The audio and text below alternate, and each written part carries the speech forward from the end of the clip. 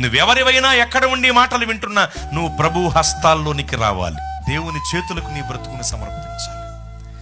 కక్కిన వాంతికి వెనుదిరుగు కుక్కల వలె ప్రవర్తించిన వారెవరైనా ఉన్నా, అనగా విడిచి వచ్చిన పాపం జోలికి వెళ్ళి పడిపోయిన వారెవరైనా ఉన్నా, అలాంటి వారిని సరిచేయటం మాలాంటి మామూలు మనుషుల వల్ల కాకపోవచ్చు, గాని యేసయ్య చేతుల్లోకి మరలా నువ్వు తిరిగి వస్తే నీ బ్రతుకు కట్టబడుద్ది. స్తోత్ర.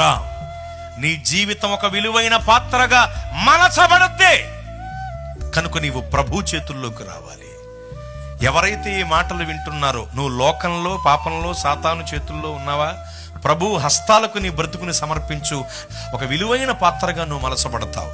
ఒకవేళ ఇప్పటికే ప్రభువులోనికి వచ్చి వెనుదిరిగి కడగబడిన పంది మరలా బురదలో పురలినట్లుగా విడిచి వచ్చిన పాపం జోలికి వెళ్ళి ఉన్నావా?